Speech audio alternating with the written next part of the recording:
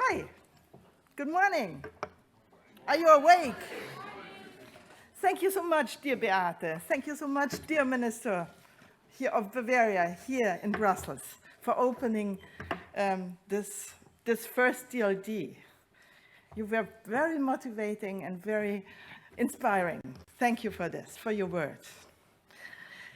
I'm Steffi Czerny, and founder of DLD, and together with the DLD team, who of you is the DLD team? Just that you know who are the DLD teams.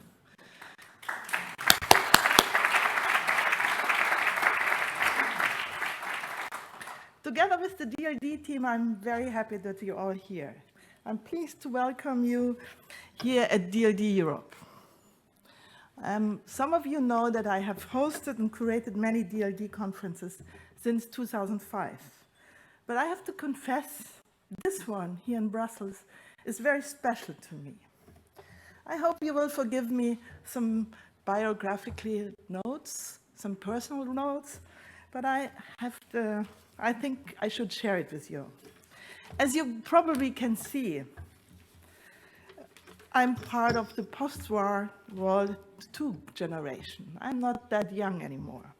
I'm one of these people who witnessed the unification of Europe almost from the beginning on. So I remember quite well when as an 8-year-old, I was standing at Munich's Ludwigstraße, waving at Charles de Gaulle and the German Chancellor Konrad Adenauer. The French president then was paying his first post-war visit to Germany. Even as a child, I realized the importance of this moment. The alliance of France and Germany was the starting point to knitting the network of European nations, one of the starting points. The historical integration process from the EEC to the EU of today accompanied my whole adult life. As a political scientist, as an engaged citizen in Kreuz of Bavaria, where I live with my family, and as a manager at Paul-Bernhard, the EU always accompanied me. My second, and you can call it political initiation, was the visit of President John F. Kennedy in Berlin and his unforgotten speech, Ich bin ein Berliner, 1963. I witnessed the strongest period of transatlantic relations, which were so important to Europe economically and morally in the middle of the 20th century. And I literally grew up at Munich's America House, where my mother worked for 20 years for the American-German Society. And as a third personal story, links also here today to DLDeurope. 20 years ago, Hubert Burda sent me to Silicon Valley to scout and explore the internet economy for him. Very early on, he wanted to know what this new technology means for his business. He was among the first Germans who felt that a landslide that would change and disrupt the entire world is on its way, a landslide. So I have followed the digital economy, its ups and downs, its stars and digerati for over 2 decades now. And along the way, I founded DLD together with Hubert Burda and Yossi Vardi. Yossi, where are you? Bokatov. Timer.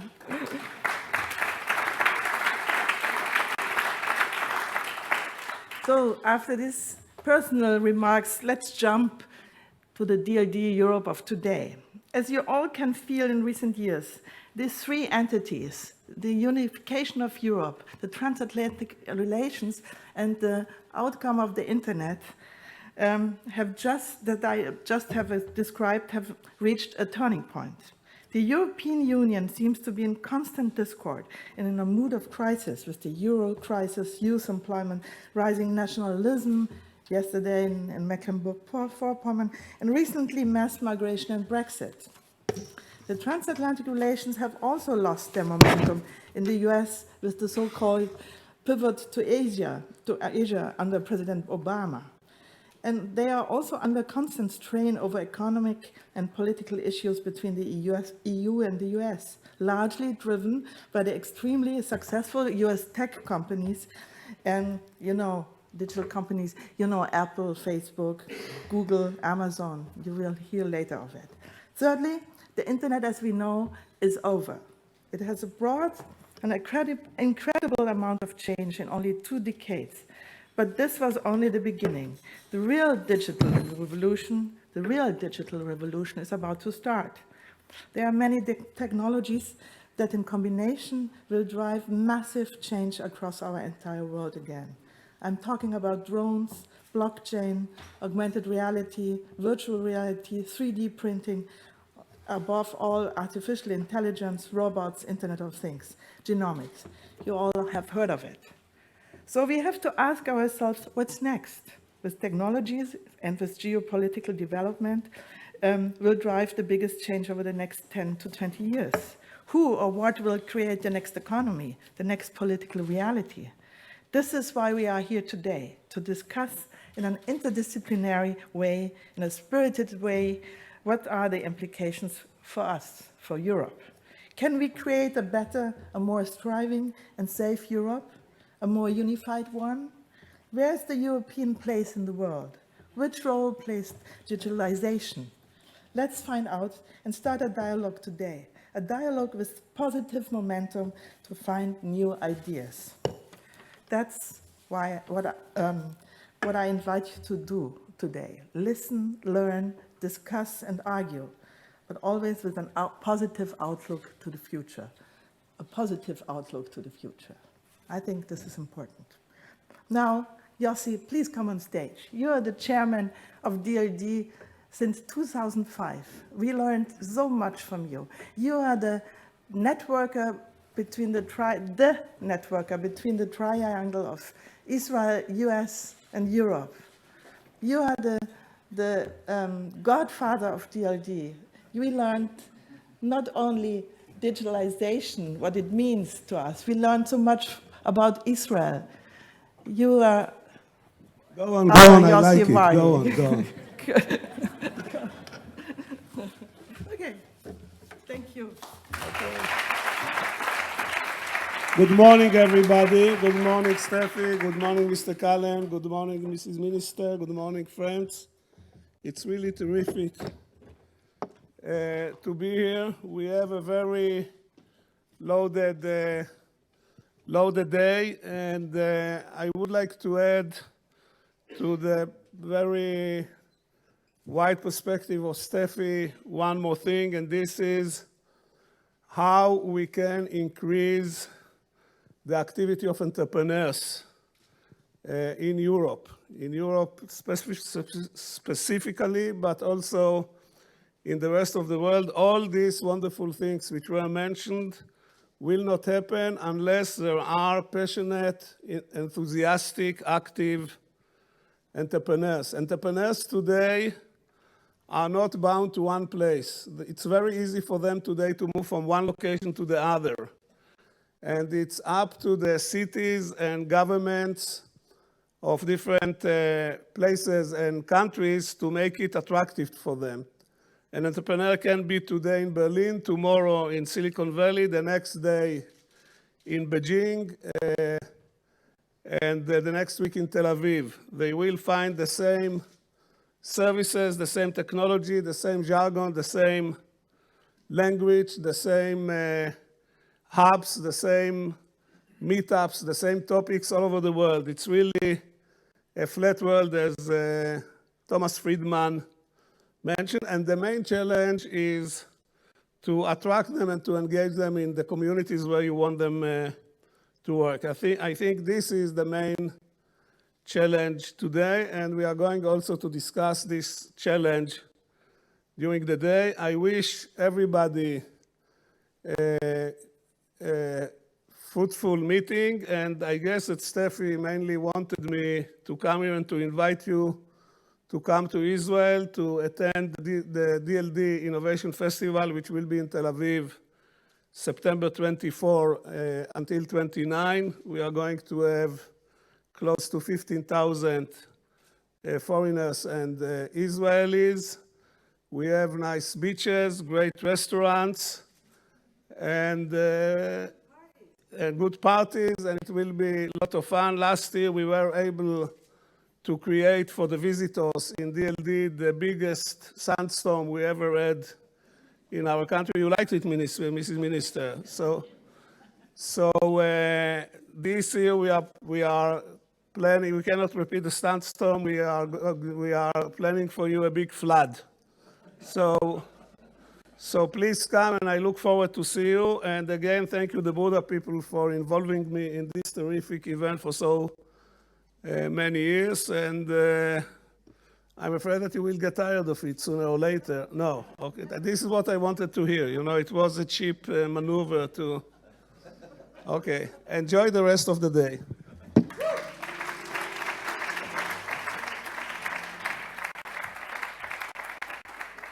And Yossi, you know that you will speak about Israel as the innovation hub later on in 2 hours or so.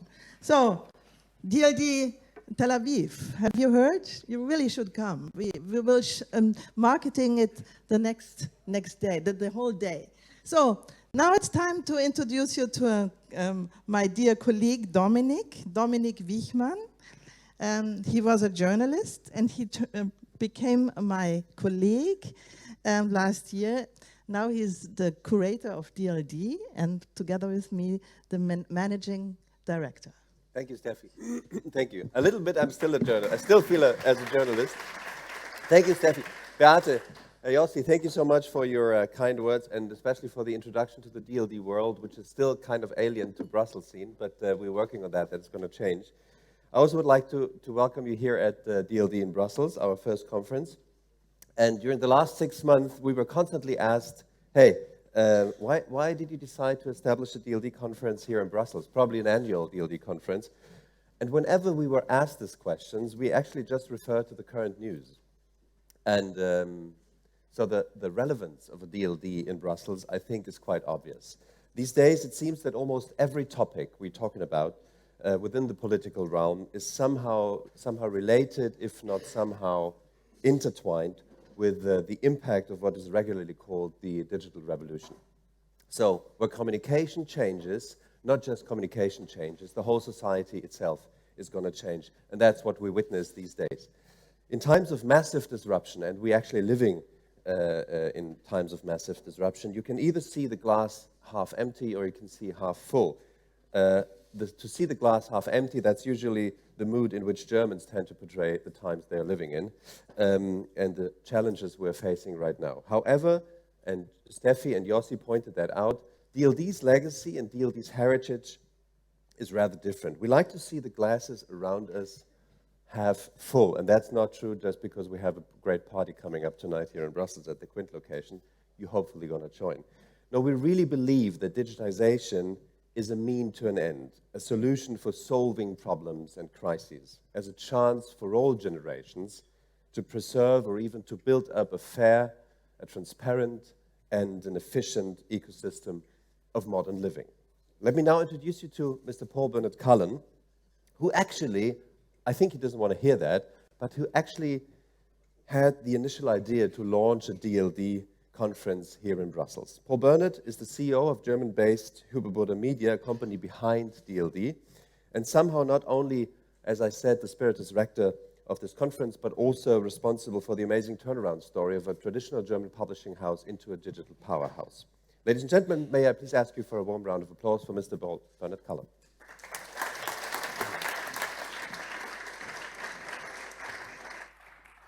For a media guy, it's pretty early in the morning. So I hope you don't expect me to be awoken already. There are only 2 reasons why I'm standing up here now. Because the first one is I wanted to give him a chance to make a joke on my behalf. Thanks for delivering. And the second is I think everything was mentioned already, but not by everybody. So I'm the last one to do it. For the 3rd year, we have meetings in this beautiful place, Bayerische Landesvertretung. We always enjoyed your hospitality and felt somewhat home here and enjoyed a lot being here, and we felt the genius loci of that special place. Thank you, Frau Staatsminister Merck, for having us here, and I think if you do it 3 times in a row, it becomes a tradition. So you will see us again, and you hardly can. That was a cheap one. Yossi, did you hear it? Lifetime invitation. I'm on par with you. We hosted special luncheons over the last 3 years to discuss ongoing digital revolution and its various aspects. A special emphasis always was on economic and regulatory issues. We felt we should broaden the topics and involve more people and more companies. And I'm very grateful for Steffi, Dominik, and the team to put up together that program. And I think it's an important starting point to really create a platform in Brussels to have good discussions on what's going on in digital revolution and what does it mean to all of us. So we decided to organize this conference. Our intention is to make this the most important conference in Brussels on digital questions. And I'm very happy that you are here and that you are supporting this issue. I consider this conference to be a statement for more integration in Europe and not for less. All possible alternatives for a well-integrated Europe are less appealing for all citizens, if not dangerous. A Europe that wants to play Champions League needs Britain. A United Kingdom that wants to play Champions League needs Europe. We should not forget and work on all different levels to keep Britain in the very core of the EU. And I'm very much looking forward to the panel that will be discussing that issue later on today. I'm coming to Brussels now for 3 years, and we have all kinds of discussions that you find on the agenda today. It's on privacy, it's on data protection, it's on tax issues, and on many other things. And what we wanted to create and what we are fighting for is a level playing field. And the quality of discussion that we are having in Brussels and the quality of people that we are meeting in Brussels is very encouraging. So I think we should stop saying that all the good things happen in the country and all the bad things happen in Europe. It is just wrong. The level of discussion, the level of things you can do in Brussels is significantly more relevant than what we see in all the countries. So I'm very much looking forward to spending the day with you and hope we all enjoy the conference. Thanks for your attention.